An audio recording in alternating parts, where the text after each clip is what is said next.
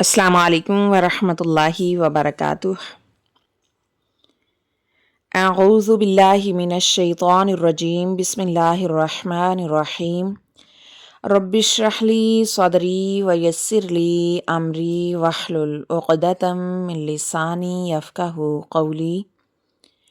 رب زدنا علما رب زدنا علما رب زدنا علما۔ رب یسر ولا تعسر وتمم بالخیر وبک نستعین، آمین یا رب العالمین۔ آج ہم پڑھیں گے مخارج الحروف کی ڈیٹیل۔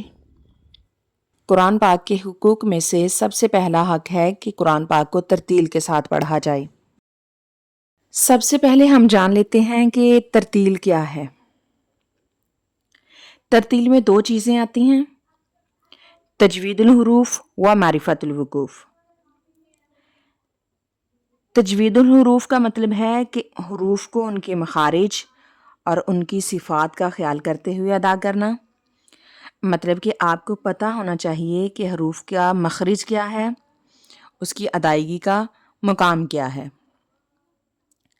صفات الحروف سے مراد ہے کہ جن حروف کو آپ منہ سے یا منہ کے کسی حصے سے یا گلے سے آپ ادا کر رہے ہیں، آپ کو پتہ ہونا چاہیے ان حروف میں کیا کوالٹیز ہیں، یعنی ان کی کوالٹیز کا بھی آپ کو پتہ ہونا چاہیے کہ حرف کو موٹا پڑھنا ہے یا باریک پڑھنا ہے۔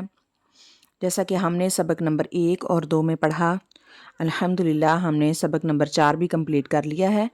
سبق نمبر 3 اس لیے نہیں پڑھایا گیا کیونکہ اس میں حروف کی بدلتی ہوئی اشکال تھیں، تو یعنی حروف کون سا حرف شروع میں کس حالت میں آتا ہے اور درمیان میں کس حالت میں ہوتا ہے اور لاسٹ میں کس حالت میں ہوتا ہے، تو یہ الحمدللہ سب کو پتہ ہی تھا، تو ہم نے یہ اس سبق کو پڑھنا ضروری نہیں سمجھا، تو ہم نے سبق نمبر 4 الحمدللہ پڑھ لیا ہے۔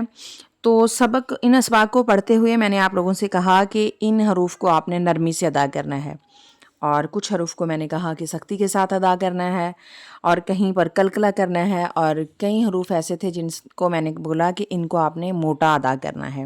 یہ تمام چیزیں صفات کہلاتی ہیں۔ تجوید الحروف میں ہم نے جانا کہ حروف کو ادا کرتے ہوئے ان کے درست مخارج کا بھی خیال رکھنا ہے اور ان کی صفات کا بھی خیال رکھنا ہے۔ ترتیل میں دوسری چیز ہے معرفت الوقوف، یعنی وقف کی معرفت حاصل ہونا، یعنی جب ہم قرآن پاک کی تلاوت کریں ہمیں یہ پتہ ہونا چاہیے کہ ہم نے کہاں پر سانس توڑنا ہے۔ اگر ہماری اضطراری حالت میں سانس ٹوٹ جاتی ہے تو پھر ہم نے کہاں سے ادا کرنا ہے، ریپیٹ کہاں سے کرنا ہے۔ یہ دو چیزیں ترتیل کہلاتی ہیں، یعنی آپ کو حروف کے مخارج و صفات کا بھی پتہ ہو اور ان کے وقف کرنے کا بھی پتہ ہو کہ ہم نے کہاں پر وقف کرنا ہے اور کیسے وقف کرنا ہے۔ اگر اضطراری حالت میں ہماری سانس ٹوٹ جاتی ہے تو پھر ہم نے کہاں سے ادا کرنا ہے، یہ چیزیں ترتیل میں آ جاتی ہیں۔ عربی میں حروف ہجا کی تعداد 29 ہے، یعنی ٹوٹل حروف ہجا 29 ہیں، اور ان کے 17 مخرج ہیں، یعنی 29 حروف 29 جگہوں سے نہیں ادا ہوتے بلکہ ان کے نکلنے کے مقامات 17 ہیں۔ اصول مخارج 5 ہیں۔ اصول اصل کی جمع ہے، یہ 5 بنیادی مخارج ہیں، یہیں سے پھر آگے 17 مخرج بنیں گے۔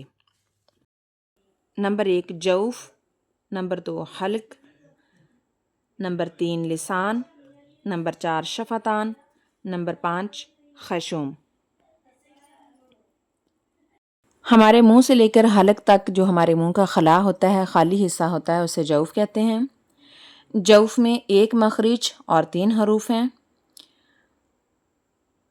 الف مدہ، واو مدہ، یا مدہ، یعنی خالی الف سے پہلے حرف کے اوپر اگر زبر ہو تو وہ الف مدہ ہوتا ہے، واو ساکن سے پہلے حرف کے اوپر اگر پیش ہو تو وہ واو مدہ ہوتا ہے، یا ساکن سے پہلے حرف کے نیچے اگر زیر ہو تو وہ یا مدہ ہوتا ہے۔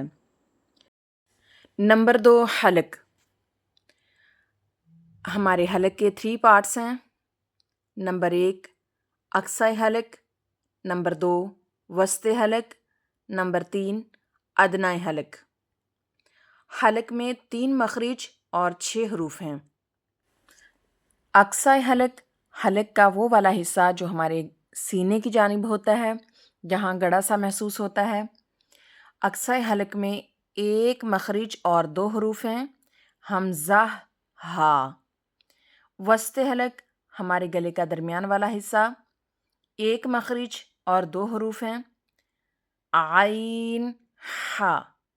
ادنیٰ حلق ہماری زبان کے قریب والا حصہ، شروع والا حصہ، حلق کا شروع والا حصہ ادنیٰ حلق کہلاتا ہے۔ ادنیٰ حلق میں بھی ایک مخرج اور 2 حروف ہیں، غین خا۔ آج کے لیے اتنا ہی کافی ہے، باقی انشاءاللہ نیکسٹ کلاس میں۔ سبحانک اللہم و بحمدک نشہد ان لا الہ الا انت نستغفرک و نتوب الیک۔